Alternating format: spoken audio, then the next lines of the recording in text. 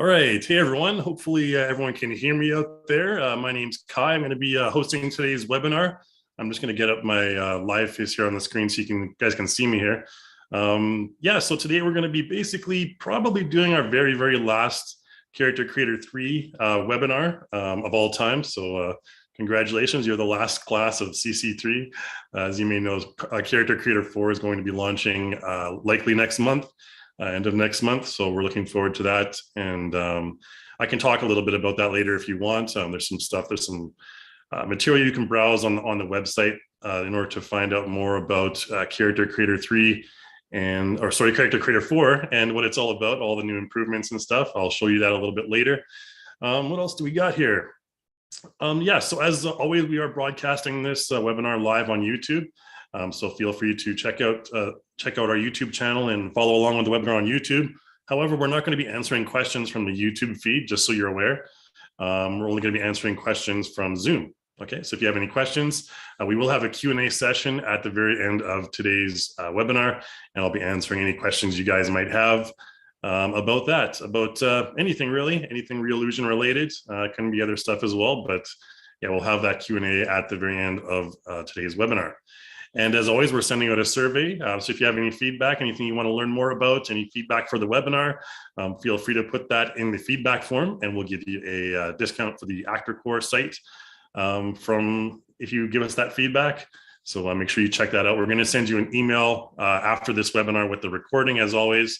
So if we miss something, if we go too fast, don't be too worried about that. You can always go back and check it out on your own time and pause it and play back and hear me over and over and over again as much as you want.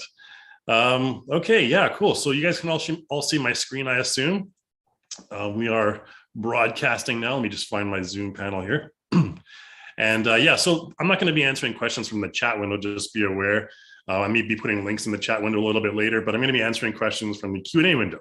So if you have any questions, put those in the Q&A window, not the chat window. Although I may occasionally be glancing at the chat window and so on and so forth. All right, so today is basically like a really basic overview of Character Creator 3. This is going to be your kind of almost like a starter webinar for Character Creator 3 if you're not aware of it. You want to learn some tips and tricks along the way.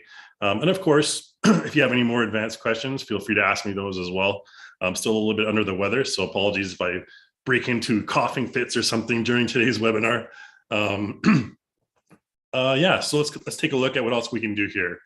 A couple more things I want to introduce before we get going here. ActorCore, our ActorCore site as well, actorcore.revolution.com. I'll put this link in the chat window for you guys, just for convenience. This is our site that launched a few months ago. Contains tons of content, both actor and motion content. ActorCore characters are kind of like simplified Character Creator 3 characters. We have a whole selection of them that you can just kind of download and use as you wish for various different types of projects. You can see there's a whole bunch of models here and there's new stuff coming up all the time. So make sure you check back on our ActorCore site for new ActorCore stuff and motions as well. A huge library of like dozens and dozens, maybe like thousands and thousands of motions, I should say. Anything that you can imagine here, all categorized. And again, new stuff coming out all the time. So make sure you check back. And there's always a free content that's updated monthly. Okay. So if you go to ActorCore free content up here, you can download some free stuff. Down here at the bottom, there's the monthly freebie actor. The secretary here is free for this month and some motions as well. So make sure you check back every month to the ActorCore site, even just to get the free stuff, and update yourself. So it's all here, ActorCore. We had an ActorCore webinar last week. You can always check that on our YouTube channel. It was recorded, dealing with Blender, sorry. And yeah, so that's it for ActorCore. I want to show you, because you might be curious about, the upcoming Character Creator 4, where you can find more information about Character Creator 4. If you just go to our main site, revolution.com, go to products, Character Creator right here. Right at the very top, there's a CC4 sneak preview. You can always just click that. And there is a whole bunch of stuff here. You can check this out on your own time as I'm going through the webinar or whatnot if you get bored. Lots of stuff to kind of go through here. And of course, I can answer questions about this later on. You can also go to our forums at forum.revolution.com here. And under character creator at the very bottom, you'll find a general forum. And there's tons of stuff here. We always post, what are called WIP, work in progress posts here. So you can learn more in more detail about the new features that are going to become available. So you can go here to Character Creator 4, the new feature introduction. You can find the videos here and a link to an article and comparisons between CC3 and CC4. What's going to be new in CC3 or new in CC4 as compared to CC3.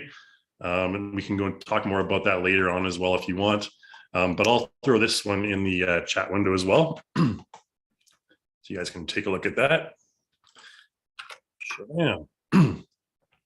All right, so basically, like I mentioned, we'll get to the live demo now. We're just going to go through the basics of Character Creator 3, or Character Creator 3, yep, still. And we're going to go into Character Creator 4 a little bit, well, at the end of the webinar. And I'm going to also briefly take my Character Creator 3 character into iClone a little bit later on and just show you the basics of the animation and all that fun stuff. Okay, so let's get started. Let's close down our Explorer for now, or I guess it's Edge. I'm using Microsoft Edge right now. And let's go to our main Character Creator interface. So this is what you're going to have when you start Character Creator 3. If you're not aware, this is your default character on the screen right here. Now, a lot of people might ask, like, if I have a female character on the screen, how do I start off with a male character? I want a male character instead of a female character. Well, really all you need to do in this case is just go over to your modify tab here and modify a window here.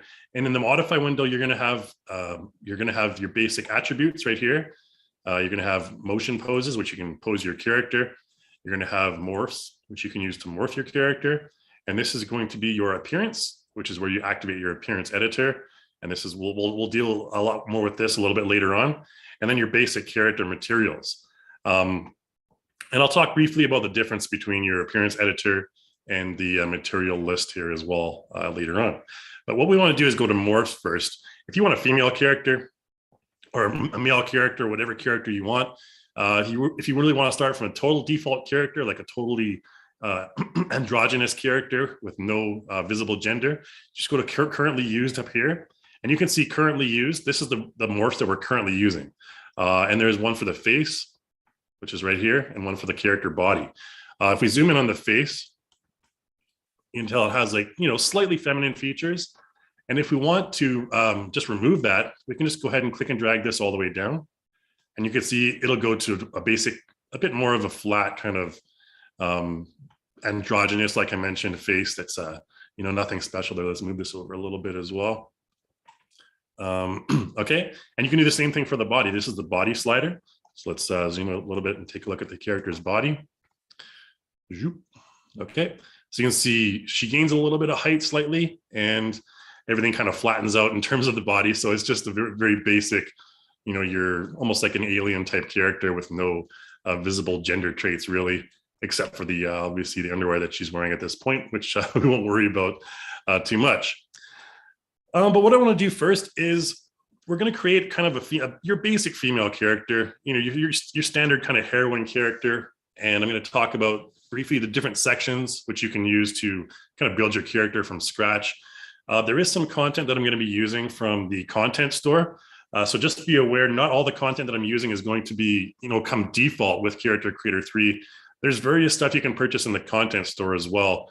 And I'll throw the content store link here as well if you want. Just so you can find it from the main site, revolution.com. Just go to stores and content store.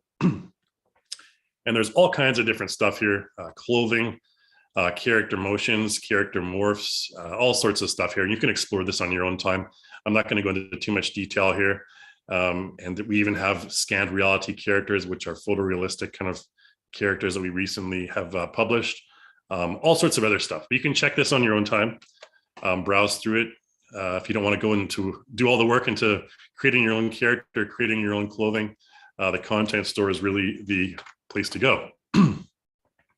Okay, we'll close that down now. Let's get started on our demo. So generally, when I start off with a character, I'm going to start off with the morphs of my character. I want to take a look at how my character is going to look, the facial morphs and the body morphs and everything like that. So just to keep things simple, I'm going to be using the default character. So I'm going to put these sliders all the way back up to the main or the 100% strength here. And what we're going to do is we're going to focus on our character's body first. So like I mentioned, there's the morph section here. There's all sorts of different morphs. And there's morphs for the body and the different parts of the body, like the shoulders. You can go into specific features here. Say, for example, I wanted to just modify the shoulders. We have these sliders for shoulder scale, shoulder width, all sorts of sliders. You can see there's half a dozen here just for the shoulders alone. There's the trapezius scale right here. And if you take your slider to a level where you kind of forget what the original was, what the default was, then all you need to do is just double click on the name of the slider. In this case, trapezius scale. I don't want her traps to look that large. They look a little bit too large for me. So if I want to take it back down to default, I can just double click on the actual name of the slider, okay, trapezius scale, and it'll go back to default, which in this case was -50. Okay, same with shoulder height, click, back down to regular. Okay, so that's just a nice little tip. So you don't have to kind of enter in 0 or put it wherever it was before. You can just quickly do that. So, I mean, you can go into details on like all sorts of things here. Even in like chest, for example, you can see there's dozens of sliders here. And if you twirl down the chest item, there's even more stuff in here, like general, breast, pectoral, and you can even adjust the nipples if you want. All sorts of fun stuff to mess around with. And I'm not going to go into too much detail on these because we're not going to make a totally stylized character right now. We're just going to cover the basics. Okay. And you can, if you want to learn about how to, save and create your own morphs as well, I can do that. I can talk about that later as well. And then, so if you want to search for something, for example, say for example, I wanted to, modify the character's elbows or something, I can just type in elbow here. Okay. One of the weird, more strange things you may want to adjust. You can search here and it'll search under elbow and you'll find all the elbow stuff. I'm not even sure what elbow scale does. There you go. You can see the elbow scale will go down like that. Elbow fixed. So these are just, some of these sliders are actually with our headshot pack as well. There's a headshot pack that deals with more morph sliders, 1,000 plus morph sliders in that one. So yeah, you can go wild in here. Again, I'm not going to spend too much time on the morphs. We're going to focus more on the skin details on our character in this webinar. In the head section, all sorts of other stuff. As you can see, once I click on head, there's no longer any elbows because your elbow is not categorized under your head really. So you can just clear that out and you'll find all of these different head templates. Now, some of these are very simple. Some of them are more complicated, but you can see there's literally hundreds of head things in here, head morphs that you can modify. And again, I can search for, cheek, for example, and all my cheek stuff is going to come up, like cheekbone depth, for example. If we click on that, you'll see the cheeks come out and we can double click to take it back to the default value. All right. Now, there's also one thing I wanted to mention here as well, is on the top toolbar, you'll have this item called Morph. You can toggle your Morph Gizmo on and off just by clicking this, okay? And when Morph is enabled, now when I mouse over my character, there's going to be these yellow kind of areas, these yellow gizmo areas. And when you have this Morph Gizmo activated, rather, you can just click and drag. And when you click and drag, it's going to modify your character's feature that you clicked on according to where you're moving your mouse. So you can see I'm moving my cheeks like around here like that. This is kind of a quick way to do it. And notice that when we do that, we can see cheek over here. We can see the slider move, even though I'm just moving it over here. So I'm moving height up and down, and then left and right is cheekbone scale. Okay, that's kind of cool as well. We can do stuff for the lips as well. If we have cheeks selected. So if we click on lips now, you'll see the lips move in and out like that, and mouth scale right there. Okay, so these are kind of quick and easy ways to do to modify your character's look. There's ears, and if you go to the side, you can stretch them out in different ways, scale and all that fun stuff, and so on and so forth. Okay, that's really all there is to it. Not too much tricky stuff in there. It's really fairly simple. It's really just a matter of kind of going through them yourself and kind of figuring out which ones you like the most, which ones you think will have the best effect on your character. I know there's some, especially for face, that I like, that I use all the time, such as like eyebrows and cheeks and stuff. You can even go here and kind of have your character's cheeks cave in a little bit. You can see the cheek hollow slider down here. Okay, we can kind of give her a bit more of a model type look with her cheeks, more well-defined cheekbones. And then, the chin can be smaller or deeper. And again, if I'm going from the front, I can move it up and down. But if I go from the side, I can move it out and in like that. So the angle of your camera really will affect the modification that your mouse movement is making on your character. Here I can move the nose out and in like that. And here it just scales the entire thing up and down. All right, so I'm going to turn my Morph Gizmo off. I normally don't have that on because it just kind of bothers me, all the yellow things going all over the character. And let's take a look now at kind of modifying your character's skin now. So I'm going to take a look at the content manager over here. Now, just so you're aware, this is after this webinar, this method is going to be kind of outdated. All of the stuff in the content manager is going to be put into the smart gallery. So the content manager is our traditional library of where we have all of our content, all of the assets, the clothing, the makeup templates, the skin templates. That in Character Creator 4, that's going to all be put into the smart gallery here. Okay, and it's going to be kind of like stored up in the cloud. You can see here, right now I'm currently under new purchase, and I've purchased a couple of packs a couple days ago. We have this hair studio, which I can show you later. This is from one of our developers, Tokamotion, and this Scan Reality pack. This is another one with this character named Jamal. Okay, you can go in here and you can find all the different types of hair and so on and so forth, and then just go back. And here you can go to skin. So all the skin templates are going to be in here. So full skin, you can find all the stuff in here, normal effects, and so on and so forth. But for today's webinar, I'm just going to be using the content manager. But in the future, it's all going to be put in here. So just be aware of that. So content manager, and there's a couple sections in the content manager. You have your base here. Right now we're under projects. This is your basic project if you save the entire project. Beside that, there's base. And so base is basically like what I just mentioned. All the morph presets and all the morph templates are going to be in the base section. So you can see under base, we have skin and morph, we have full body morph, and only for the body, only for the head. And you can see each one of these kind of corresponds with a folder down here under your content. Okay, so here's our head morphs right there. This one is facial profiles. I'm not going to worry about that today. Teeth, eyes, and so on and so forth.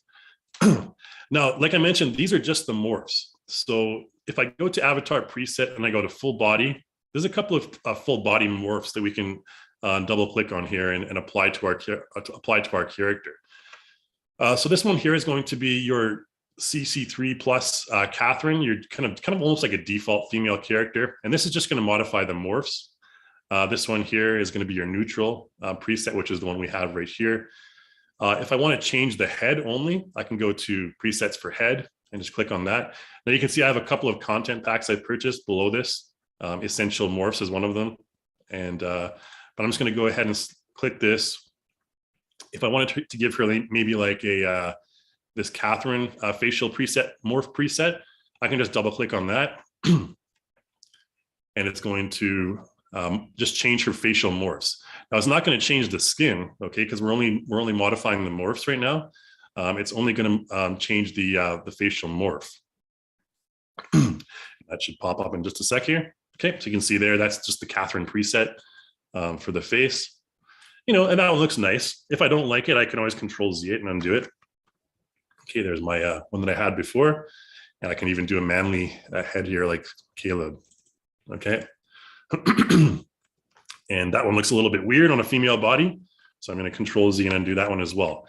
So there's head presets and there's body presets as well. If I go to just the body, there's full body, which will be the head and the body, and then just body and head separate. Okay. Head body here can change to like maybe Caleb's body. It's going to look a little bit strange. The male body with the female head, obviously. Okay. But notice that the skin is not changing. Okay. So this is just the morphs. And I'm not going to worry too much about the morphs, like I mentioned. We're going to kind of just skip through this section. I'm going to also just select the hair temporarily. I'm just going to throw a quick hairstyle on there. So under hair, there's a hair group and hair elements. Hair groups are like kind of collections of elements. Okay. So we have a hair group and we have beard. Okay. So this beard contains the beard and the mustache. And if we go under elements are going to be everything separate. So there's mustache separate, beard separate. Just think of group as like a collection of elements. All right. And nothing for eyebrow. The eyebrows are all here under group as well. There's hair groups. Now, there's a couple of packs that I've downloaded here. You can see the Prime Hairstyles and the Hair Builder and Hair Studio. These are all packs that I've downloaded. This is the one I showed you earlier. Hairstyles. I'm just going to go into Hair Builder and I'm just going to throw on this quick, wavy ponytail just to give her some hair on the face. Not on the face, on her head rather. So she looks, presentable. And okay, I think that kind of suits it. She's kind of has a nice model look to her, right? And the skin looks very realistic. So we're going to spend about the next 10, 15 minutes on our character's skin. And I'm going to talk about the different ways that you can modify the skin. And the skin stuff can all be found under here. Skin, you can kind of see we're going from left to right here just for simplicity's sake. And we have these different skin sections here as well. And they correspond again to these folders on the left. So if I click here, that's our full skin template. This one here is for skin base. And this one here is for skin normals, which is going to be your wrinkles and stuff. And then there's also skin details, like discoloration and stuff. And then there's blemishes, acquired like tattoos and dirt and stuff, body hair, fingernails, and finally SkinGen tools, which we won't talk about today. This gets a bit more complicated, but we have tutorials and everything that go into detail on that. Now, one of the most common questions I get asked, especially from beginners, is like, hey, I don't want to have a white character. I want to have a character with a little bit of skin tone. How do I modify my character to become like a black character or a Mexican character or something like that? That's the question I get asked like pretty often. And the way that you start off, the best way to start off by doing that is to go to your skin base, okay, which is right here, the third one. Now, skin base, if we twirl it down, there's a realistic human skin pack, which contains, some darker skin templates here for your character. You can see here, this one's like an African female character, so darker skin. There's one for Asian female character, which is beside it. Let's see if the thumbnail comes up there. Okay, so slightly different. And then there's also one for kind of female athletic, which is more like a tanned, maybe Latina type of skin tone. So if you're going to basically to start a character with a different type of skin color, you want to use one of these. Now, the realistic human skin pack, unfortunately, is a purchased pack. Okay. It says participants can now see your screen. I hope you could see my screen before. I just got a notification on Zoom. Anyway, so these are the templates that are available with that pack. Again, you can go to skin base here, and there's default female and default female right here. Now, if you're just going to be using the default template, if you don't have the realistic human skin pack purchased, then what you want to do, there's a couple ways you can modify your character's skin tone. You can go up to modify here, and you can go to your appearance. Okay, let's make sure our character is selected first.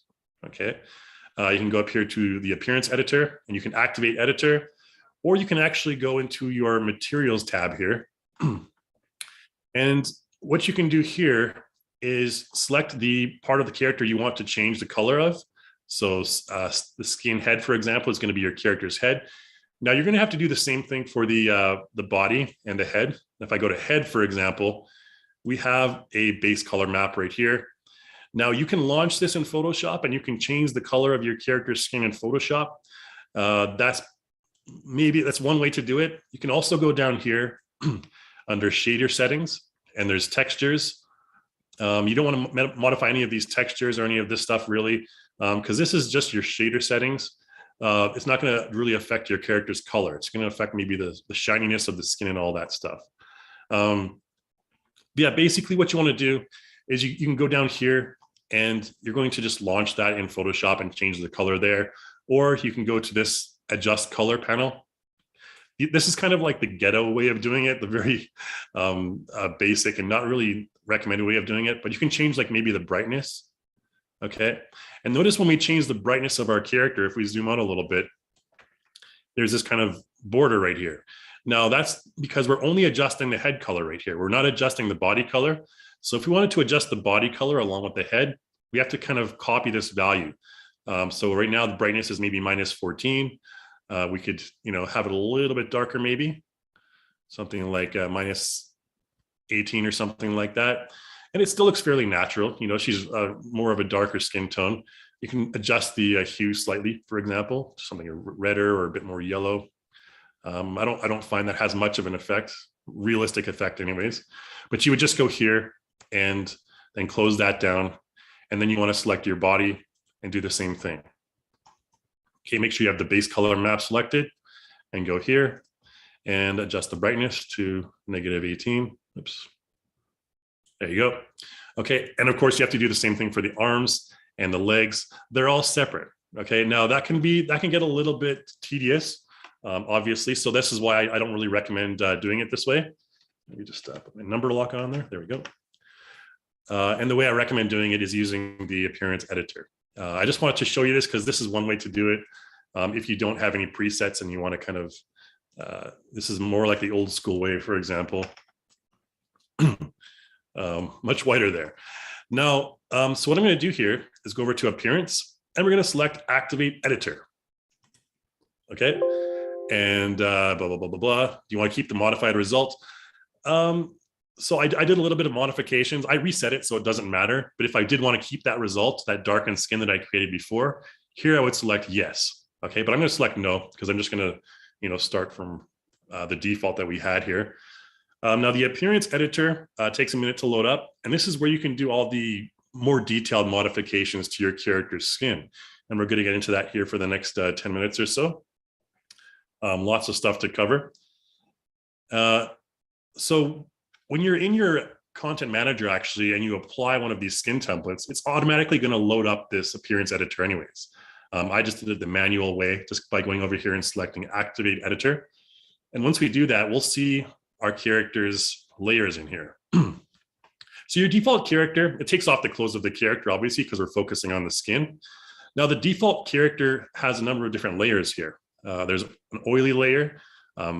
These are for capillaries on the cheeks. There's a lip layer and some other stuff. Now the skin base layer, again, this is the other way that you can use to modify your character's skin tone. This is the skin base layer. And this is the recommended way to modify everything.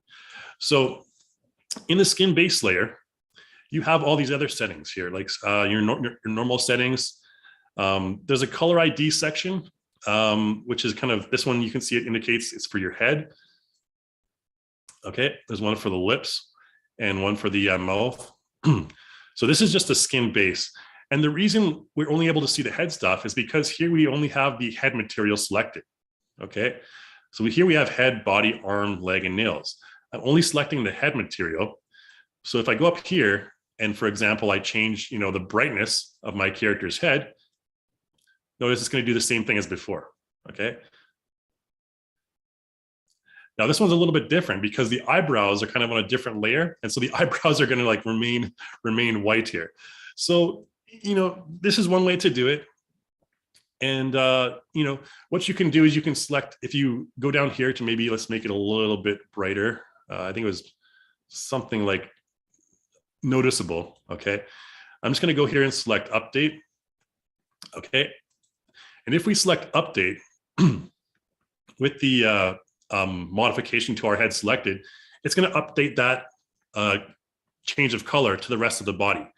So that's why it's easier to do it here in the material, or in the material appearance editor, it's called, not material editor. That's why it's easier to do it here. But again, this is not even the best way to do it. I'm going to take it back to 0, and I'm going to update again, and it's going to just take everything back to the white color there. And again, you can also launch here from into Photoshop as well.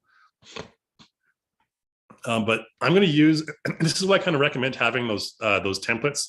You know, paying for that one pack is actually a really good deal, because all I need to do now with that pack is I can go to my skin base, and in that realistic human skin pack, I can just, you know, double click on this female African template.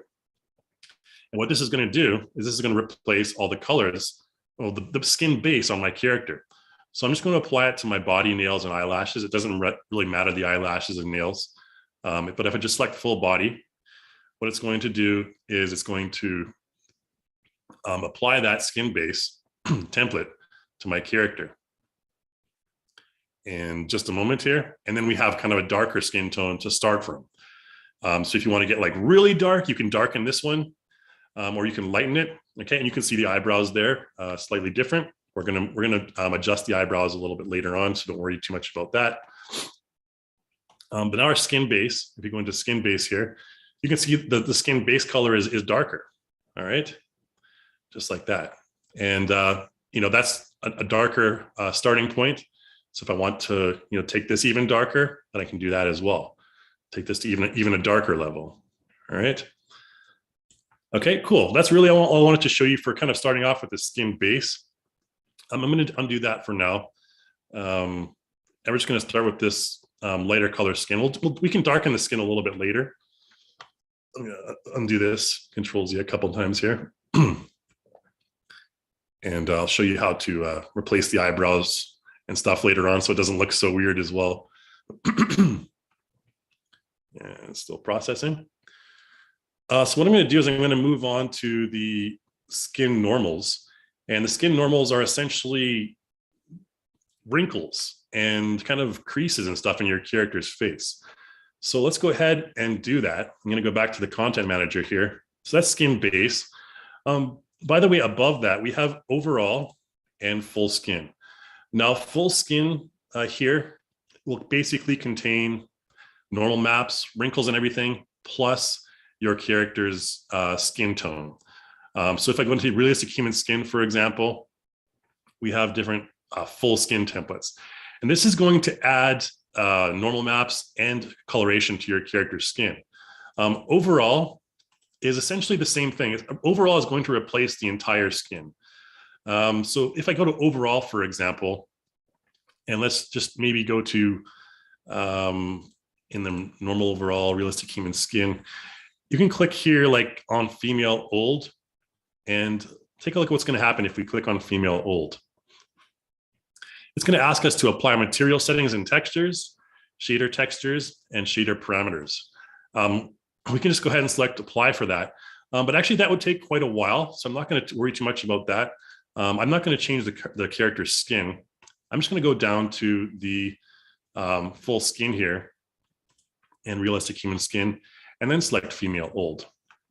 So this one here is only going to be the normal maps. It's only going to be like the kind of wrinkles and stuff on their character's body and whatnot. And you'll see that in just a moment here.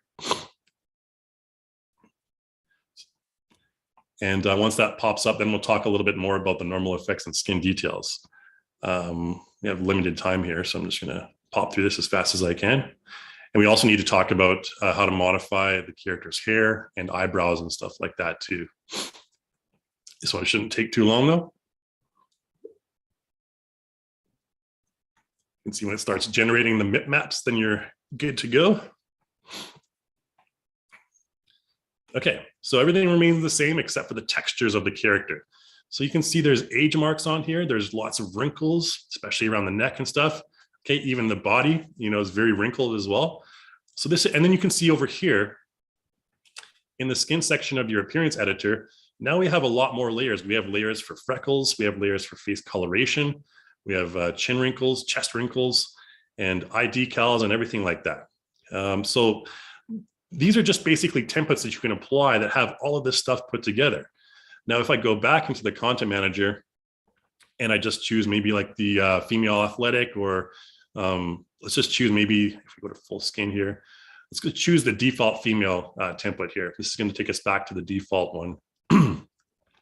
It's going to get rid of all those layers. And I'll just show you in a moment how to kind of put all those layers together. And then we'll get into the hair and eyebrows.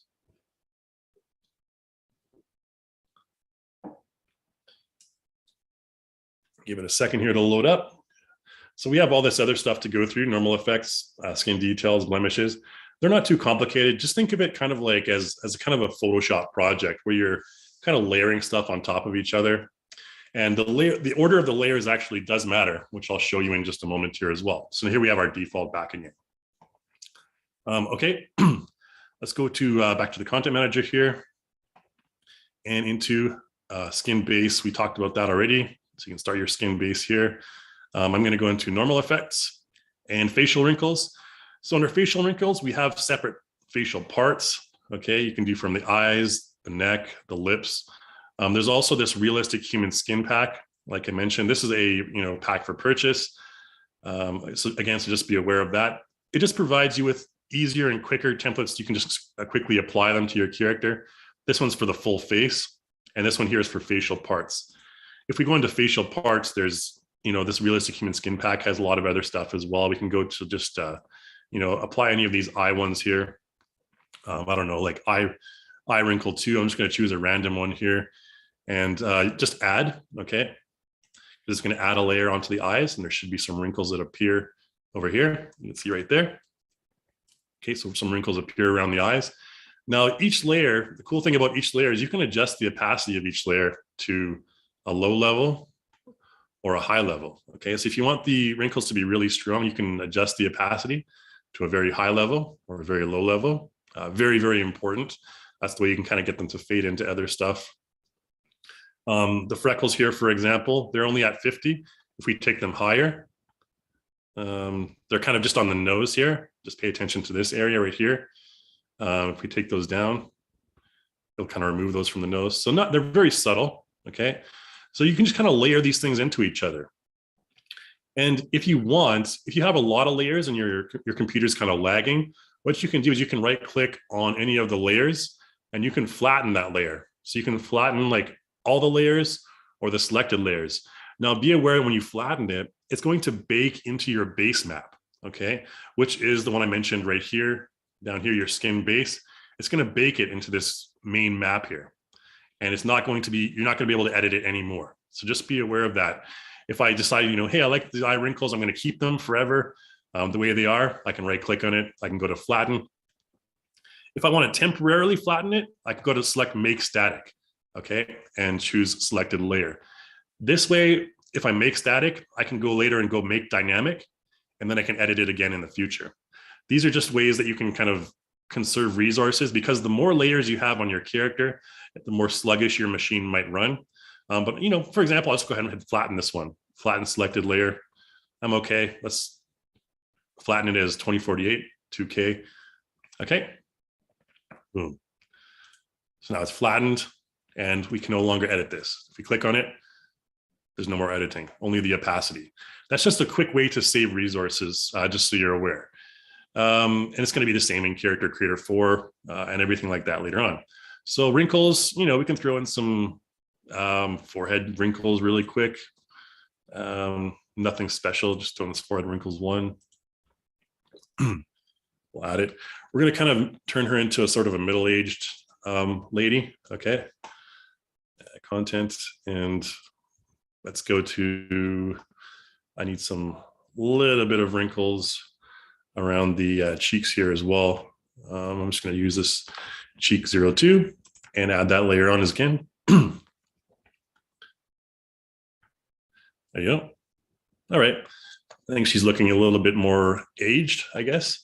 So that's the normal effects. And beside normal effects, or below normal effects, I guess you can say, is skin details here. So skin decals are just things like, if we go into face and realistic human skin, again, this is the other stuff that I mentioned.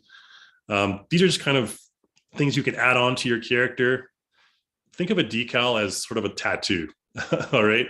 So it's basically going to be like a sort of a effect on your hand in this case, or the navel. These are just kind of, and lip decals. I'll just show you this lip one, for example, here. It's just going to be almost like some lipstick on the character. But again, you can see there, it just creates a sort of a more pale and wrinkled lip. Okay. And that's right here. We can see the effect that that has. And we can adjust it to however we want. I don't normally use these skin decals too much, for example, but I normally use the skin noise and skin coloration. Coloration is one that I really like. If we go in here, especially I like these dull ones for the dull eyes. So if we double click on this dull skin eye, you can add that layer and it creates that sort of tired look around the eyes. And I like to strengthen that one. Okay, so you can make it really dark, 65, for example. Okay, that's one of the more effective ones I think that's in the library. And there's also capillaries. So these ones are going to be for the cheeks, for example. There's capillary for the chest, for the waist. This one's kind of for the cheeks. I think she already has a capillary layer on there, so I won't worry about that. But coloration, this one here, this hemoglobin one as well, this kind of creates sort of a reddish kind of splotches around the face. You can see here along the head there, the forehead and the cheeks, and it's going to be right here. You can see there's actually already a hemoglobin layer right here. So what it did is it just duplicated that. I can just take the second one and increase the opacity. So you can see you can create some really, and these are just templates we're using, of course, okay? If you want to get into more detail, you can do so by going down into these parameters down here, and you can adjust things like the color. So I can have slightly different color of hemoglobin, like maybe a purplish color. And it looks like that, okay? Maybe something darker or very light. Again, it's really up to you to kind of combine various things together. I'm just going to delete this layer because I think we already have that hemoglobin layer on there. Just right click it and delete it. There you go. That looks a bit more reasonable there. Capillaries, I kind of showed that. The capillaries are right here. We have this capillary on the cheeks. You kind of see them if we zoom in right there. Okay, so very apparent. There's two separate colors. There's sort of bluish ones and there's sort of reddish ones. And again, those can be adjusted down here. You can adjust the scale and the patterns of these, tile them in different ways, okay? But again, these are kind of just things you just got to experiment with on your own time and kind of see what works for you. It really depends on the character. There's type dual color or single color, again here. So I just want one color or two colors, and we can blend the weight. You can see there's tons and tons of details here that you can go into, but I'm not going to worry too much about that. That's kind of, you know, for really detailed shots that are up close and stuff. And then there's roughness. Roughness is very important because you can kind of create more oily face on your character. If we just choose like this oily forehead, for example, just double click on that and add that layer. It's going to create a bit more of an oily effect on the forehead there. Everything else is going to remain the same, but you can adjust that as well at your own leisure. Okay, so that's skin details. And then we're going to go quickly to blemish here. I don't have much time left, so we're just going to go blemish and freckles. Freckles are one that I like to add on to the characters. I like maybe like medium freckles right here. Add those on. You can see the medium freckle effect right here. If I don't like that, I can just select it and delete it. And then maybe the light freckles will be better. Or let's try freckles only on the nose, which is right here. Nose medium. Okay, so we're just going to have more freckles around the nose area, just there. Okay, and maybe I'll take those down slightly. Okay, so then there's stuff like moles and acne as well. If you have want your character to have acne, there's acne scars here, like acne, heavy acne on the face. I can just show you that briefly. So you can see, hopefully, when you're a little bit older, you don't have that much acne on the face, but it happens. But you can see there and adjust the opacity and whatever. So these are just templates that I'm applying. Okay. And you can go into much more detail on these templates, but I'm just going to kind of, I'm showing you exactly where things are here. Suntan is another one that you can put on your character. There's a suntan on the face. I'm not going to worry about that. Acquired, like I mentioned, there's dirt, scars, and stuff. I'll throw a quick scar on her, on this character. If we click on scar here, maybe we can just add a very quick scar onto here, like this cross-dried scar. Maybe she had a rough, a rough job or something like that. And if you can't see this scar, oh, it's way over there on the side of the head, very prominent in this case. I'm going to take it down quite a bit to the opacity of maybe like 20, for example. And this is way too large. I'm going to scale it down. Okay, maybe something like that. And here you have the offset. So you adjust the position of it. X and Y. Maybe it's just a scar that kind of on her forehead when she was younger or something. Just put it up there. Okay. And you can rotate it, of course. But I'm just going to make this one very, like, barely visible. Okay. There you go. Just a nice little additional touch. So back to the content manager. There's tattoos. There's things like liquid here. Liquid, you can put like blood. There's blood templates. There's tears you can throw on your character. So these tears, unfortunately, these ones can't be animated. So they'll just be there. And there's like blood templates as well. This tier one is kind of interesting to add. So here it says, I've added too many layers. So the performance might be lagging, but I have a decent computer, so I don't need to worry too much about that. You can see the tiers there on the character. All right, tier 1 and tier 2. You can make them invisible for each eye. If I want, I can hold shift and select both layers and just delete. Nope, I didn't. There we go. Okay, cool. What else do you have to go through here? The scales. This is for like alien types of characters, and I wouldn't worry about this too much right now. That's for more stylized characters. Body hair and nails, we're not going to worry about. The last thing I want to do before we take our character quickly into animate is go into the makeup section here. So makeup is next after your base skin. Okay, so in makeup, there's full makeup templates. And this is where I recommend you do things like the adding the dirt onto your character.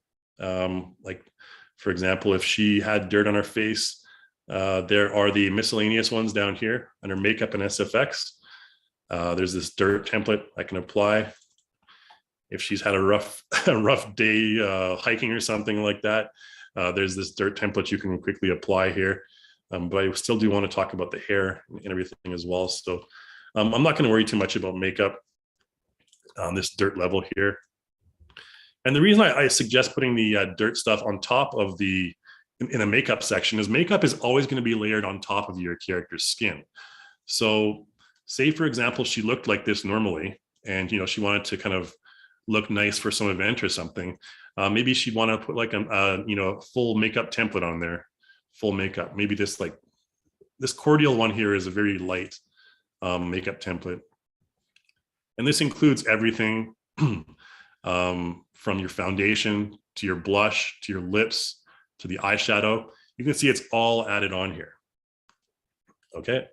And you can see it just loads the foundation in here, for example. If we increase that foundation level, that's, you're covering up the blemishes and stuff right there.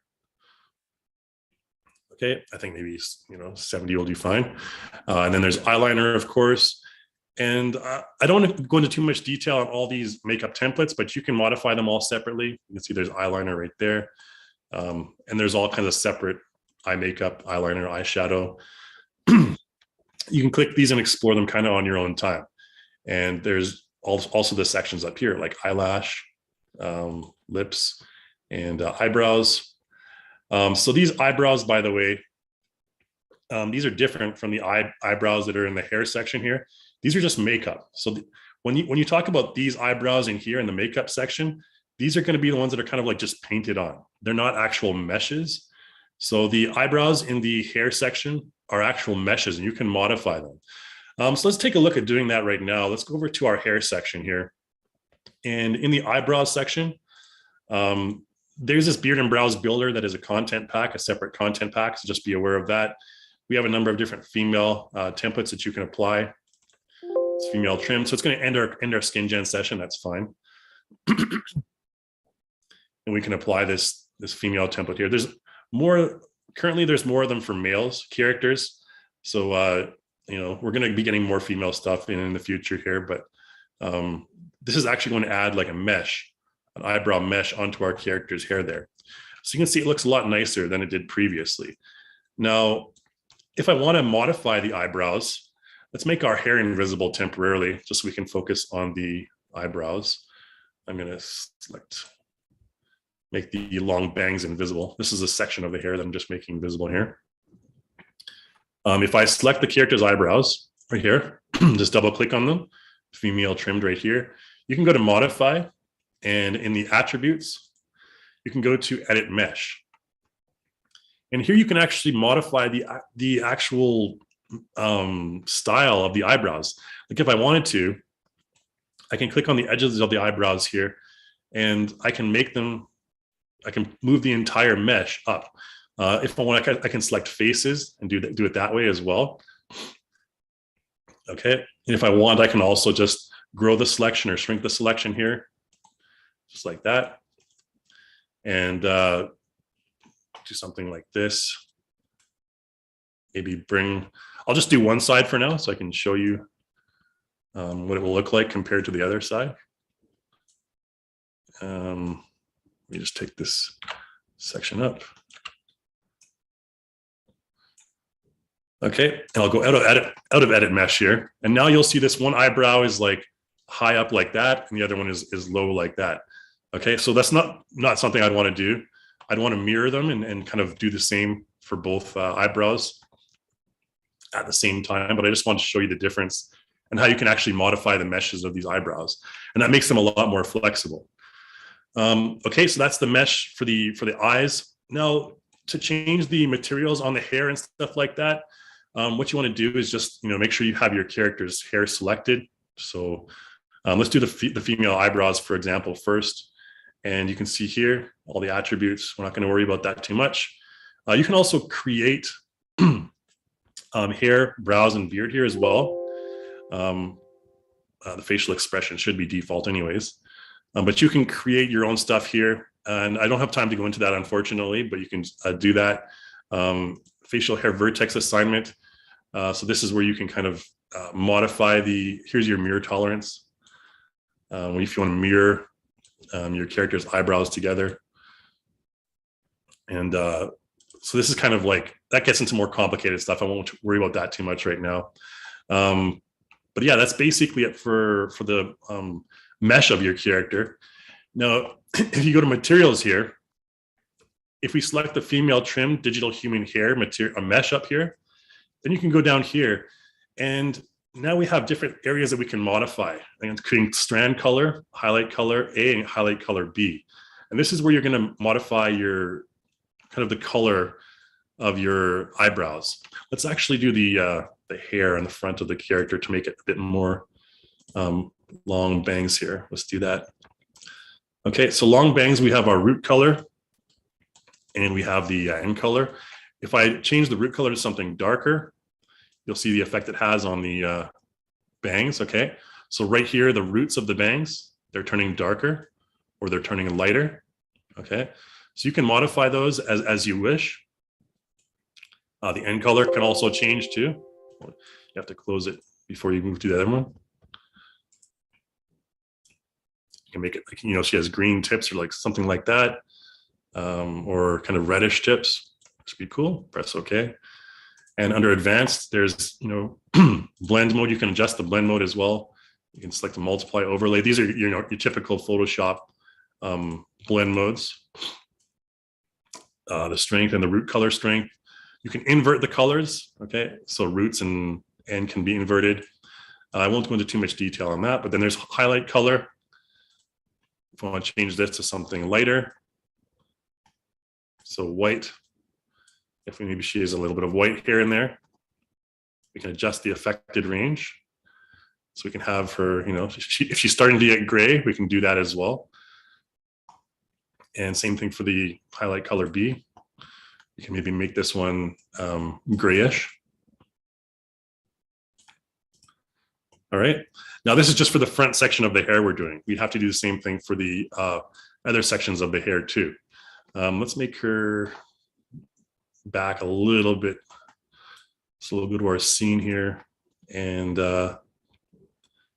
we'll just do this section here, which is kind of this part. And again, just do the same thing in there. Go to modify. And with the digital human hair selected, make sure you don't select this one. Select the digital human hair one. And just affect the, change these highlight colors slightly again. So you can see it. There we go. Affected range, make that higher. And do the same thing for highlight color B. For some reason, it just defaults to that area. Okay. So, you know, slightly salt and pepper kind of look, just with the highlights there. Nothing too noticeable, but, you know, it does have sort of an effect. And so now she looks kind of more middle-aged. And if we want, we can have the nose jut out a bit more and the chin jut out a bit more as well. Just to make it, you know, because we don't want her to look too perfect. That's kind of the trap a lot of people fall into, is making your character look too perfect. And when you do that, they kind of don't have much personality when they look too good. So you want to try and give them all just different areas of their face where they're, you know, sort of imperfect. And that creates more character on the character. Okay. Cool. I think that's about it. What we're going to do now is just throw some clothes on her quick, and I'll show you the facial animation in iClone using the iPhone capture in iClone. I think I said iClone. So let's just go to modify, or rather our content manager here. Clothing can all be found over here. Let's just throw on some a typical shirt. I have too many kind of content packs to go through here. Maybe this, professional outfits. Now let's get something more interesting. I don't want to have a hoodie or anything. Let's give her like this, maybe beer fest type outfit. This one's a little too pink, I think. I like the black one. Just throw something in there, anything, any random thing in there. And skirts, street fashion. We'll just no, pants, I think. There you go. Some striped yoga pants on there. I don't know how to dress people. It's, you know, just throw some weird combinations together on our character. We're going to be focusing just on the face anyways. There you go. That looks, you know, decent enough. Okay, cool. I'm going to load up iClone real quick here, and then I'm just going to briefly show you the facial animation. I'm just going to get my iPhone ready here. Okay, there we go. And I do believe we have Xmirage already running here in the background. Yep, there we go. Okay. I'm just going to mirror onto my desktop. Should pop up momentarily.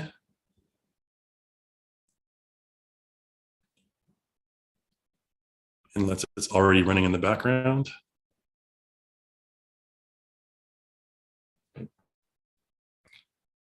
Okay, it's not popping up.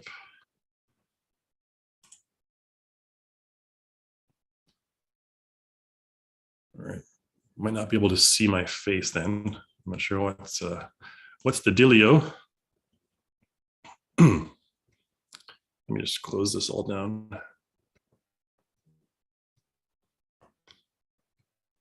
Too many things open on my iPhone here.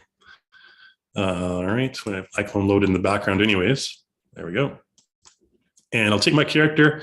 The easiest way to send her to iClone is just go over here to send iClone like this. Shazam. And your character will appear, pop up an iClone. Doesn't matter. Character should pop up. Maybe it got canceled by that message. Send character to iClone. There we go. Now it's loading. Let me just load up X Mirage here. Oops. X Mirage application. Let's see if it can mirror now. So this is just X Mirage, just a program that allows me to mirror my screen. There we go, or mirror my iPhone screen rather.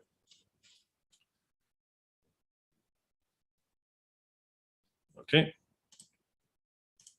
There we go. All right, cool.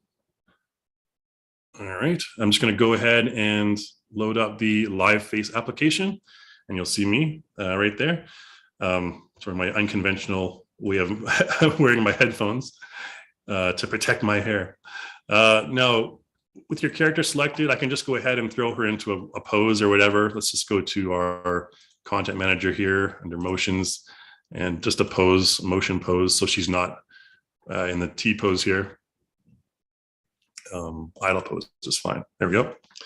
You can always press the J hotkey to focus on your character's face. Now, the default lighting in iClone isn't normally the best. You can always go over to the different lighting setups here under stage and go to light and under Lightroom or even atmosphere. iClone has a couple of default ones here, including the default CC one. So I normally just use this one, default CC under atmosphere, and it looks okay. I mean, you can even make it a little bit better than that from CC. Maybe like this one here. Experiment with whatever one works for you. Okay, I like this one. That's fine. Okay, so then we have this template right here, and I'll just bring this over a little bit so we can also see my face.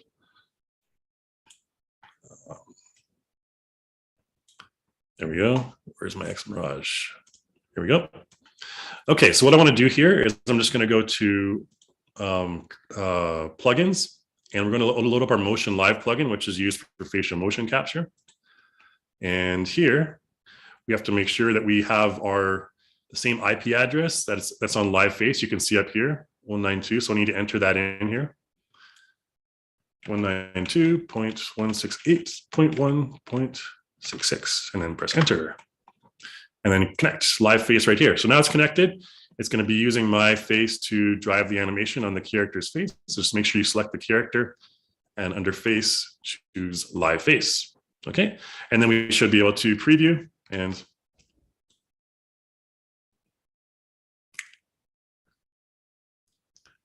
okay. That's basically how it works. That's how easy it is to do it. Now she's kind of has a default strange kind of smile on her face right now. If I find something like that happening, then I can just stop the preview really quick, and I can set 0 pose, just give myself a default, like kind of a passport looking photo pose. Okay, and then preview again. Okay, now the pose is all correct. Wow, wow. Okay, and I can record something.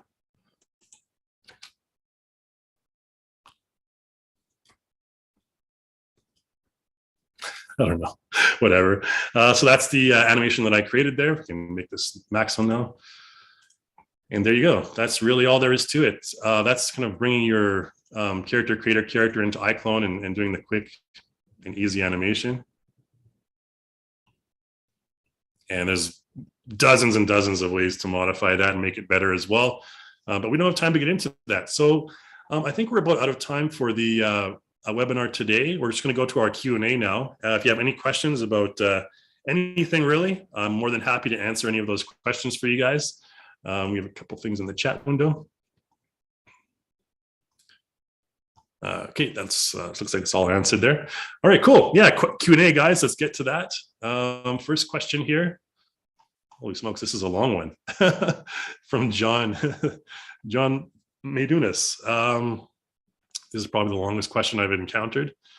I think this is more of a suggestion. Okay, real time is the future. I still like to do still images using fantastic characters. So John is talking about using doing still image renders, so not real time renders, still image renders. John, the way I would kind of recommend doing that is maybe even using Blender. We have a very good plugin, very good add-on for Blender that allows you to take your iClone characters directly into Blender. And you can, and in Blender, you can render using cycles. It's free, right? You don't have to pay for IRE or anything like that. Render cycles is excellent. Even using EV is even just as good. Obviously not as accurate as cycles, but yeah, I would recommend for people who want to do photorealistic renders of your character creator characters. I can even show you that pipeline very briefly if we just load up Blender, because it looks really good actually, and it's very easy to do. We talked about this last week in the Blender webinar.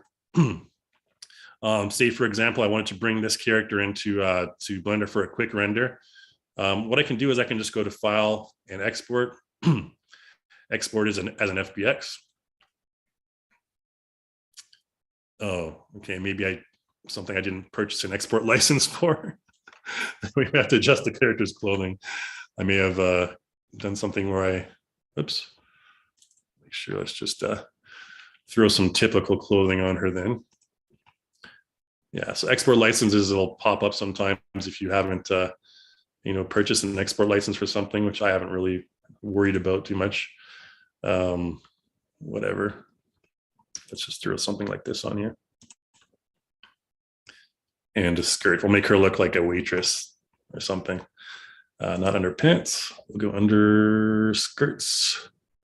Professional outfit. There we go. And hopefully I have an export license for this. FBX. Okay, I think there's some kind of error on my licensing because I've never had this problem before. Dang it. Oh, it might be some of the makeup and the morphs too. There's all kinds of stuff it could be. But yeah, I won't worry too much about that right now. I'll just bring in like another character. Let's try, or it may even have some characters already, I think, available. I'll just import one of those characters. Sorry, I won't be able to use that one character, but in the Blender plugin, there's a website about this. You can just go to import character. And I think I have some stuff that I tested out last. Yeah, these are all ActorCore characters. Yeah, the boss man was the one guy that I brought in there. And I'll actually show you that Blender page. You can even just search for Blender iClone, and it should pop up. There you go, Blender character pipeline. I'll throw this in the chat window. For those of you, this is just for those of you who want to get photorealistic renders. Highly recommend following this because yeah. So I know, John, you're talking about Pro Render. I'm just kind of showing people about the Blender plugin because it is free and I highly recommend it. So I'm going to just throw this link in there for you. There you go. For those of you who want to learn more about it. But there's your character in Blender. I can't really talk about the AMD Pro Render plugin for CC and iClone 7. It's not really available yet, and I'm not sure that they have any plans at the moment to focus on that. I haven't heard anything myself, unfortunately, but I just wanted to quickly show you this here, how easy it is to get a nice looking render here in Blender. Okay, so you can see already we have a very nice shading using Blender Eevee on our character there. Okay, the nice detail on the character's face. It beats what you get in iClone 7 right now. So that's just one method I wanted to show. Yeah, John, in terms of your AMD Pro Render stuff, we do have a wishful features list in our forums. For anyone, that goes for anyone actually. If you want to learn more, or if you want to recommend or suggest any sort of feature that you want in iClone or Character Creator in the future, go into our forums and go to the particular software you're going to be working with. In this case, Character Creator, right here. And under that, you'll have the wishful features section. Just click there. There's all kinds of people just posting stuff that they wish that we'll have in the next version, next update. And this is where our development team browses this all the time. So I'd recommend, posting in here for any kind of wishful features that you want to learn more about, or that you wish were incorporated into iClone or Character Creator. Yeah, and that's, John also elaborates a bit about how right now we're currently only locked into the NVIDIA Intel environment. So it doesn't run with AMD, unfortunately. So I can't talk really about the development of potential real-time render engines, render engines that use AMD. But yeah, that's something that's put in the wishful features section for sure. And I think it's not going to be far off. We have focused a lot of our time on the RTX or the NVIDIA environment, for example, just because that's where the technology has gone recently. And AMD, we need to catch up on that, I guess. Let's move to the next question anyways. First, this one's from Rosemary. Will all assets be compatible with CC4 and iClone 8? Because when I changed from CTA3 to CTA4, there were things that were not compatible. Yes, everything will be backwards compatible. So Character Creator 4, you'll be able to load and modify all of your CC3 content, no problem. There's nothing that's not going to be backwards compatible there. So that kind of hopefully allays some of the concerns people have about compatibility. And Character Creator 4 will actually have much more compatibility with other software than CC3 does. Okay, so Alvin asks, how do I migrate all content and custom content into the Smart Gallery? Very good question. So that's actually going to be a feature that's with Character Creator 4. It's going to basically allow you to sync all that stuff. So you don't have to worry too much about doing that manually. There will be a feature with CC4 that will sync everything together into a custom folder. So you won't have to worry about migrating. It'll just go into your custom folder and use the old sync in your Smart Gallery, this one up here, and refresh, and it'll sync everything up and load it into your custom section right here, which is there. There you go. All right. Another question from Rosemary. Will CC4 UI be different from CC3? No, not really. There's just a few more tools that are added in there. And I'll be doing tutorials in the near future here that talk about that. Just a very, very slight difference in UI. There's not going to be much of a learning curve at all. Just some small new features. Well, they're very significant new features, but in terms of UI, they're going to be a very small change. Another question from Rosemary. Is it a good idea to store built-in assets with purchased assets on a separate drive as opposed to the default built-in assets on a D drive instead of yeah, so Rosemary is asking, is it a good idea to store your assets, like your content, on a different drive than your main drive? And I would say yes. I really recommend doing this actually, because what I do is I put all my programs on the C drive. So Unreal, Unity, Blender, all that stuff. I put it on my main drive, but all the content, like my DAZ content and my Revolution content and stuff, I'll put it on a separate drive. Just because the main drive that has the programs, mine is an SSD, solid state drive. It runs faster. You don't need to access a lot of the content, a lot of the assets as quickly. So I do recommend, when you install everything, set your dedicated drive for your content to something different, not your main drive, because generally those SSDs are going to be smaller in size too. Whereas, if you have a typical hard drive, even a external or internal one, it's going to be 1 terabyte at least or something like that these days. So plenty of space for all your content. But yeah, that's kind of what I recommend doing. Now, the cool thing about the Smart Gallery, I'll just talk about this briefly, is Smart Gallery, when you have something installed, like you can see here, a lot of these things are grayed out, that means I don't have them installed on my current computer right now. I do have this Doomsday Survivors one installed, but if I want to uninstall it, I can just right click and uninstall content. Okay, let's try this Assassins one, for example. Just right click this and uninstall it. And that'll basically just remove it from my drive. Now it's still registered to my account. It's still in the cloud, registered to my account. And if I ever want to bring it back, if I ever want to install it again, I just double click it and it'll install it right here, install it back onto my hard drive. So that's another way you can kind of reduce the amount of stuff, unnecessary things that you have on your computer at that time. If you want to work like lean and mean, for example, a good idea is to, uninstall the content that you're not using. And if you want, install it at that time. That's why I kind of have everything. If you look through my library, most stuff is not installed.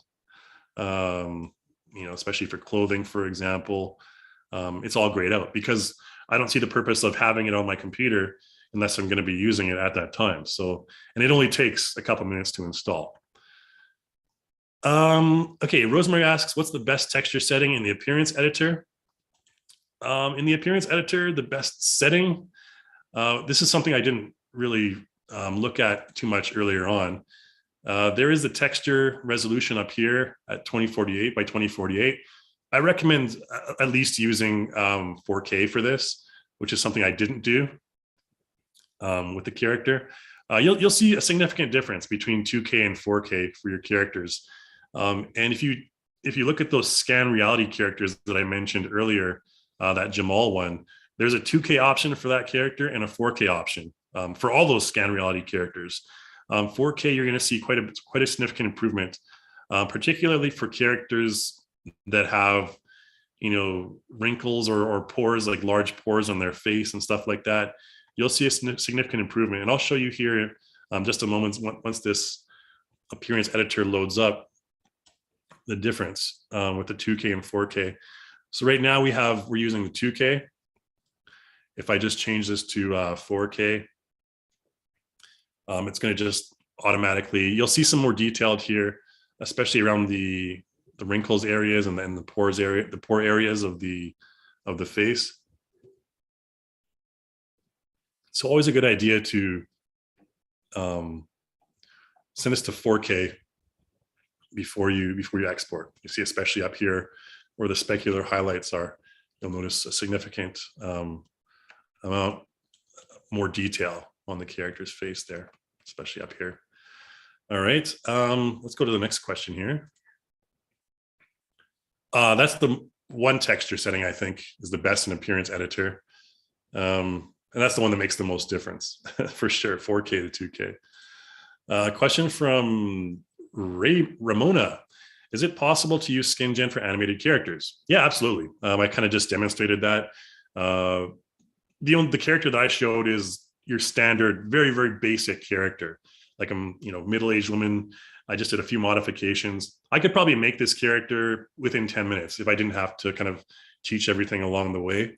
And it would be super fast to do that. So yeah, but you can also use it for stylized characters as well, like animated characters, cartoon characters. And in CC4, you're going to see all kinds of wacky characters come to life. So hopefully that answers that question for you. Lynn asks, what impact does the layer order make on the final look of the skin? So that's a good question, actually. And I'll show you here, if I go back to my skin section, I'll show you kind of the effect that everything has. And I'll throw in a different skin base actually too, just to kind of show you the difference that the skin base will have on the character there. In just a moment, once this loads up. Because your base, if you move your base layer up on top of the wrinkles and stuff, it's going to have a stronger effect than it would if your other layers are below it. Like I could have just stayed in makeup, I guess, because the foundation, when you see in the makeup layer down here, in the makeup layers, foundation is the lowest one.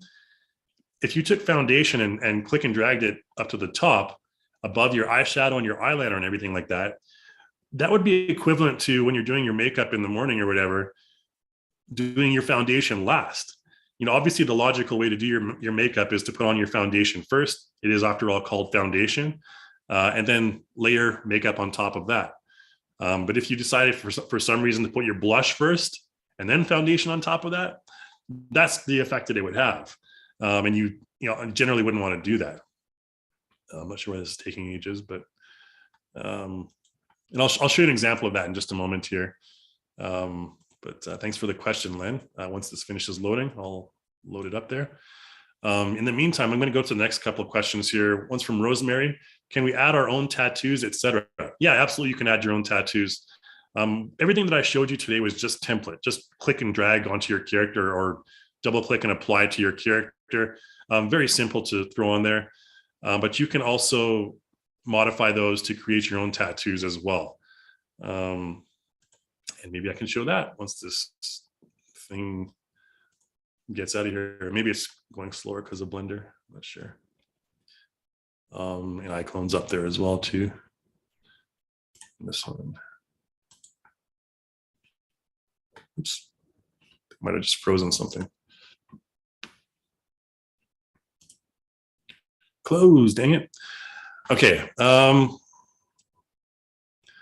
Okay, so Rosemary asks, when I try to change the eyebrows, they don't replace the ones already on the face. How do you completely replace the eyebrows? So eyebrows are actually a part of the makeup layer, believe it or not. The makeup layers, they're not part of the actual skin layers, they're part of the makeup. I may need to restart this stupid thing. I wish I could show you, but for some reason it's just stuck on 22% here. I'm not sure what's happening. I may have done something wrong. Let me close this down here. I'll say goodbye. I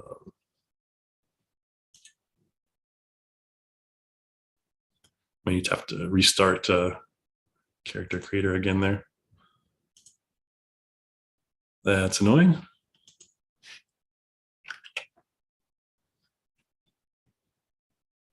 I'll try to answer as many questions as I can before trying to restart this thing. Okay, maybe I'm just going to wait it out for now. Dang it, that's annoying. So yeah, Rosemary, just to kind of explain it without showing you, I guess, like I said, the eyebrows are going to be on the makeup layer, and in the makeup layer is where you're going to change the eyebrows to replace them in the makeup layer there. You're not going to be replacing them on the skin layer. The skin base is going to be like your skin base color, and the eyebrows are going to be in the makeup layer, which I was going to show a little bit earlier. Oh gosh, okay, this is just annoying. Something is frozen. Oops. I'm not sure even why character creator is not even showing up here. My task manager. There we go. And damn you.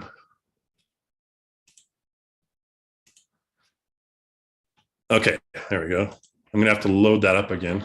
Sorry about that, guys. It always happens in live demos. So yeah, I'll show you how to do the eyebrows, and at the same time, I'll show you guys the layers a little bit later on. And I'll try and fit the next question in there as well. This one is from Sarab. How to hide a scalp with hair. So generally your hair is going to be as well on the makeup layer. If you have like a hairy scalp, for example, like a buzz cut or something, that's also going to be on the makeup layer. And you can just remove that. You can delete it in the layers section. Nope. And if it's on there, sometimes it may be baked into the character as well, into the character base map. If that's the case, then you have to modify the base map in Photoshop if it's baked into your character. Sometimes it will be, sometimes it won't be. And the second part of that question is it possible to save the hair and reuse it on other characters? Yeah, absolutely, it's possible to do that for sure. I'm just going to throw a template character in here, maybe from the content manager here. Let's just use a template clothed character. Professional outfit, whatever. No, let's use one of these.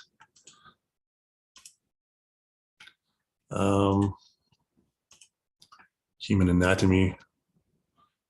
Let's see, male old. Okay. This guy will be more interesting. We have to put makeup on this old dude here. Yeah, the layers. Okay, there he is. So we'll load up him in the, you can see this guy has a character, or a face with a lot of character, a lot of wrinkles, like age spots and all that stuff. So let's go to load up him in the editor there. So I'm going to go to the next couple of questions here, just so we're waiting for this to load. Are you going to introduce live face for Android? This is a question I get like all the time, live face for Android. And currently, because we're utilizing the technology using Apple ARKit, that is planned, but it's not planned for the near future. We're not talking iClone 8, we're talking maybe 8.1 at this point. So it is something that we want to have, obviously, because we're missing out on tons of Android users who really want that feature just for Android. In fact, I have an iPhone, the one that I just used today. I don't use it for anything else. I just use it literally for facial capture in iClone. I don't use it like to talk or anything like that. It's just sitting there, and I whip it out when I need to do some facial mocap. But yeah, we are looking into that. I can't give you any updates really on when it's going to be available, but yeah, there you go. Okay, so yeah, a good question from Sarabi is about the hair falling on the ears, how to delete that.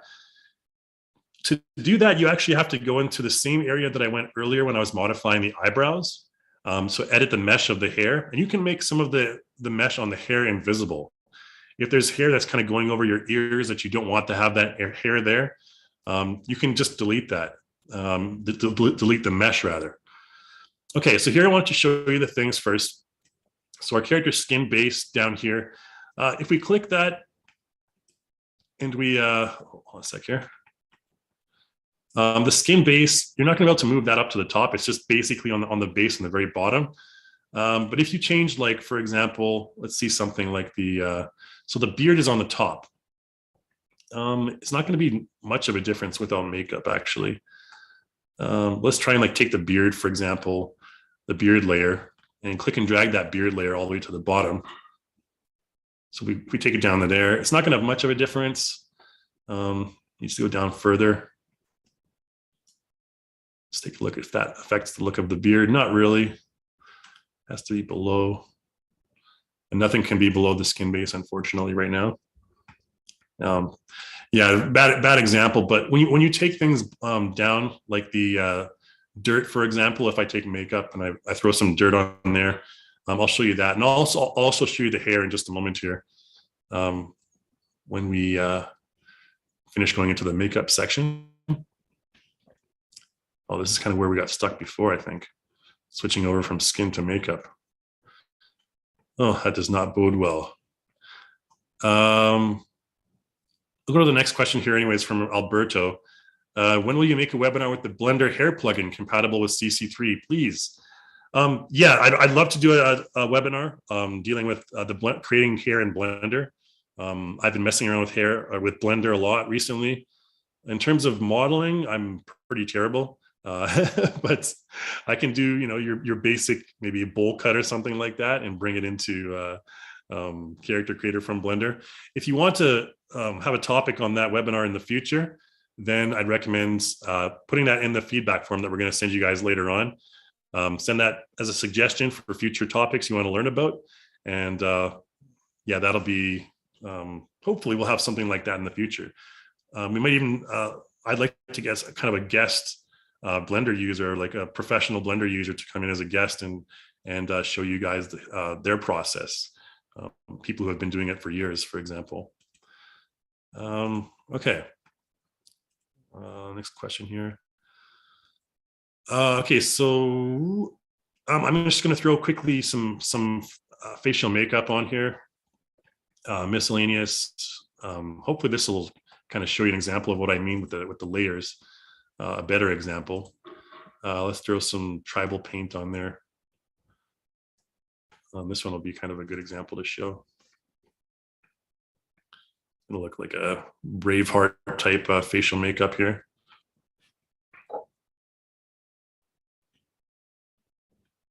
There you go. Okay, so this paint is on the top layer, and if I go and maybe just throw in a foundation layer, like this full head foundation right there, it's going to be like an old man with some facial makeup on there.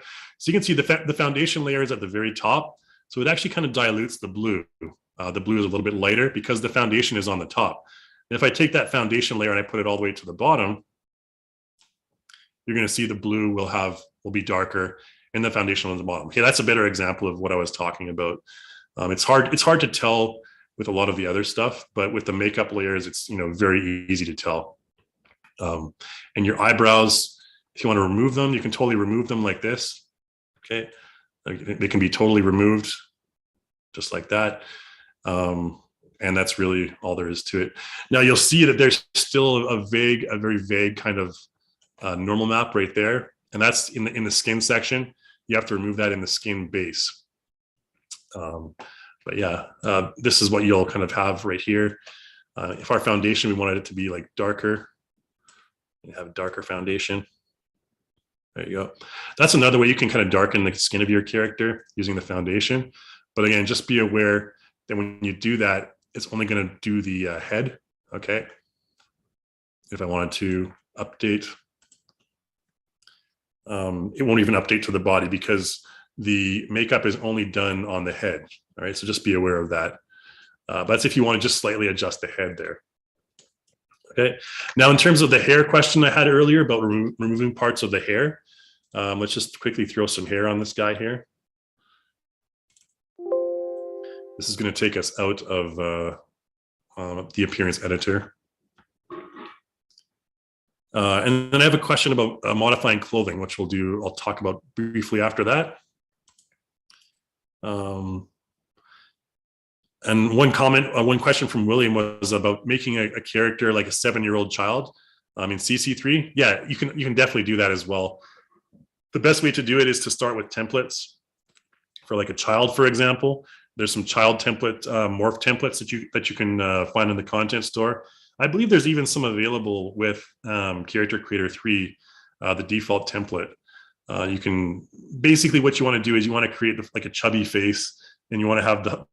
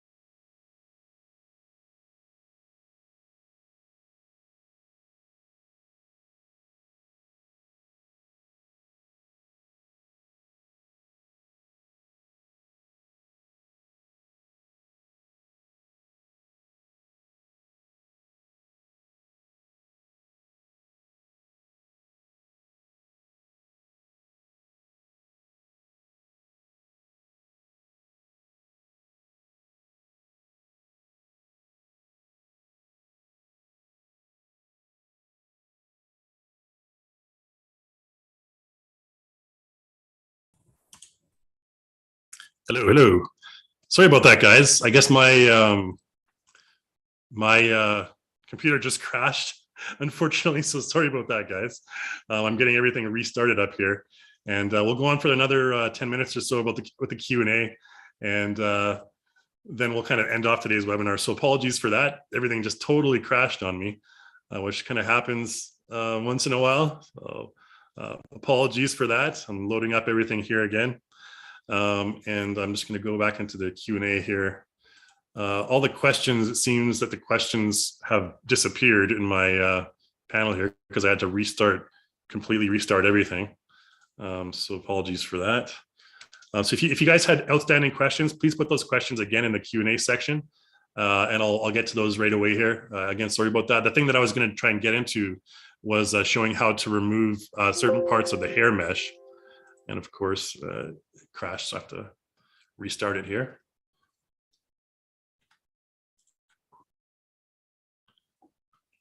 So yeah, some stuff in the chat window there. Okay, see if I can answer any of these questions really fast. Okay, so yeah, Rosemary was asking about the tattoos. I'll show the tattoos briefly after the hair thing here. I'm going to show the hair and then throwing in a tattoo. They're both fairly easy things to do. Let's go to our content manager here. Let's make sure this is just loaded up first. I don't want to crash anything again. By the way, you can see your character's height up here. She's 170 centimeters right now. That's one way to, I'm addressing the question earlier about creating children. You can determine your child's height by adjusting the object height right here. And I'm just giving me the blue circle of death here. Just wait till that loads up, finishes loading. There we go. Okay. So I'm just going to throw in content, throw in like a hair on this. Let's throw the hair on this female character just for simplicity's sake. You don't have to load up that that geezer like we did before. Okay, so say for example, I think, oh, I don't want this strand of hair going over our character's ear, for example. What I can just do is select that hair, make sure it's selected in the scene manager, hair base right here. You can show it just like that. And then you can go up to modify and go to edit mesh. Okay, and then just select the area that you want to kind of remove. Now this can be really picky, so you can use phase or you can use vertex. Say for example, I use vertex. One way to do it might be to use soft selection right here. So if I use soft selection and I select like this area here, I can adjust the radius and only select this area here just to make it more targeted. Okay, and the bias, it's not going to have much without the radius. So the bias will have this yellow area selected here. And then what you want to do here is just visible brush right here, just select hide. Okay, and there'll be parts you just select hide here and select there and hide. And then you can see, boom, it's done. Obviously, I did a really messy job. There's still some stuff here that I'd want to restore, but I did get that hair away from the ear. And that's how you would hide the mesh for the character's hair. That's all you need to do is just select it, edit mesh, and hide it. Okay, so in terms of adding a tattoo to your character, there's templates you can use. Again, they're all in the appearance editor in makeup, activate editor. There's templates you can just throw on there and you can modify the image of the tattoo. You can like customize your own image. Now, just be aware with the free version of Character Creator, you're not able to modify the image from the template. You have to kind of create your own from scratch. So make sure that you have like the pipeline version, because pipeline will allow you all the freedoms of modifying the templates that are available. Otherwise, you have to start from scratch and do it the hard way. Let me see if I can answer a few more questions here. Oh, there we go. Okay, so tattoos can be found, content, makeup. There's miscellaneous, I believe. There's some under here. Tribal paint, scars. Oh, they may be found under the skin section here, actually. Skin, you'll find the acquired. And here's some tattoo templates you can apply to your character. Again, these are two that come with Character Creator. And if I, wanted like a Mike Tyson head side template, I just apply that to my character. And to customize that, now you have it. You'll see the tattoo layer right here. Select the tattoo layer, and you're going to. This is basically the opacity map for your tattoo. What you want to do is just replace this.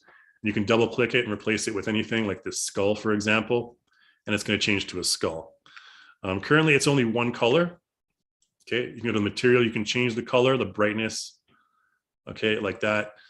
This is just your one base tattoo, and this is just like a single color tattoo.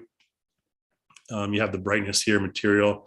If you want to have a tattoo that has like more than one color, then what you want to do is you want to go to add like a different SkinGen tool here, and add a decal onto your character. And once you add a decal onto your character, then it allows you to have different sections with different colors. Okay, we'll just apply it to our head, and you can modify it from there. There'll be different sections below with different colors. Okay, so here you have your base color map. This is what it looks like right now. Very, very just simple and stupid. Looks like some Elven script from Lord of the Rings or something. But that's where you would put your picture in, for example. Like, I don't know if this is going to do what this is going to do, but yeah, it's your opacity is the one that you're going to have to modify. And you go in here and do all the detailed stuff there. Again, I don't want to get into too much detail on that since we're kind of a little bit over time here, but yeah, let's go to answer the next few questions here, and then we'll kind of call it an evening here or a morning, wherever you are in the world. So Ramona is asking about if CC4 will make it a little bit easier to create toon characters. And yeah, it absolutely will. We will have some toon templates with Character Creator 4 that will make it a lot easier to do that. So you can look forward to that. All you toon fans out there, you can really look forward to CC4. And Don's asking for CC4 preview. I don't have CC4 installed on this computer yet, and I'm not able to show it because the UI is actually not even finalized yet. So I wouldn't want to kind of show you the wrong kind of UI, but that'll be within the next month here.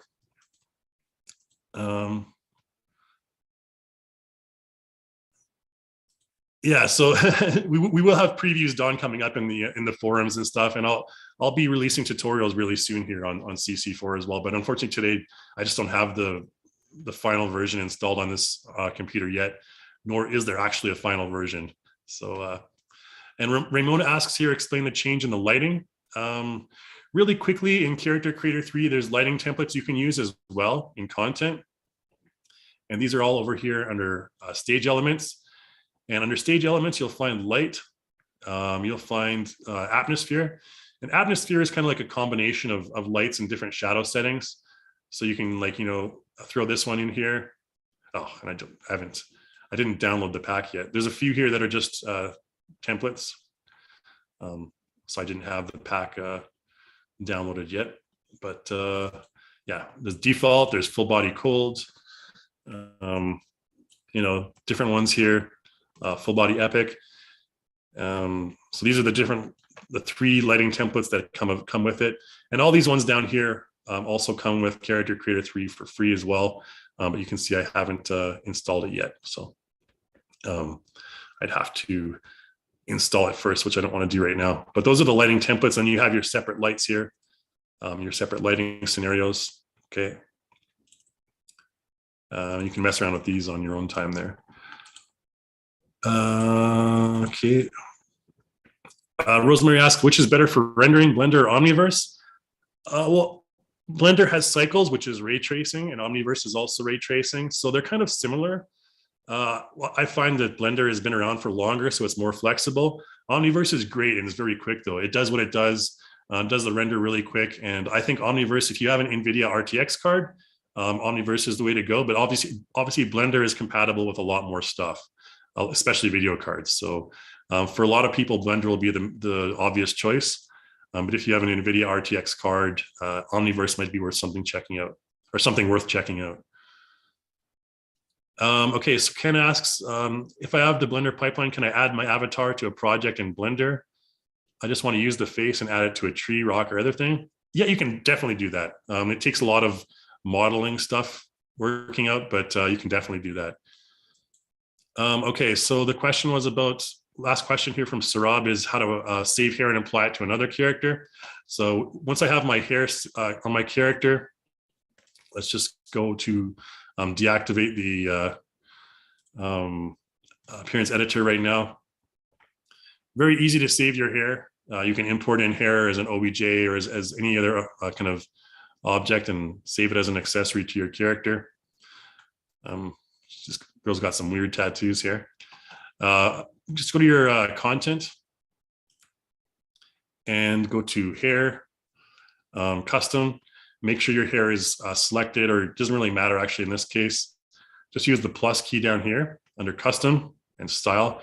You can save it as a style, as a group, or an element. I'm just going to save it as a style. And there you go. Just press the plus button and you can call it like blah, blah, whatever. And you can reapply it to another character from there. I can apply this Daz hair to this character here. All right. Okay, question from Corey. The last one here. Can you do a cyberpunk style character like Call of Duty, zombies, etc.? Yes, definitely you can do that. You can really mess up your character with all sorts of, gory details on the face, injuries, cuts, rotting flesh. You can do all that stuff. There's various ways to do it. Obviously today I just showed the very basics of the program, but if you look at our Character Creator 3 page, there's tons of templates and showcases there that kind of show you all about that. And it takes a bit more time, obviously, but very possible. All right, cool. Yeah, questions are all done. Again, really super apologize, guys, for the little crash there at the end. I'm not sure what happened. Sometimes your computer just decides, hey, I'm going to give up for now. I'm working too hard or something like that. Yeah, thanks for sticking with me here. And thanks for all the questions. Really appreciate that, guys. And thanks for all the feedback. Make sure you fill out that survey and get the discount for ActorCore there when we send that out to you guys. And always check back for the freebies every month as well. And we're going to be publishing a lot of iClone 8 and CC3, or iClone 8 and CC4 tutorials here coming up in the near future. So check back on the YouTube channel frequently as well for all the new and fun updates on that. Okay, cool. Thanks again, everyone. Awesome for being here. Good evening, good morning, good afternoon, wherever you are in the world. And if you are interested in see Cartoon Animator 4, check out our webinar next week with Mark Diaz, and maybe I'll see you there. All right, thanks, guys. Talk to you later.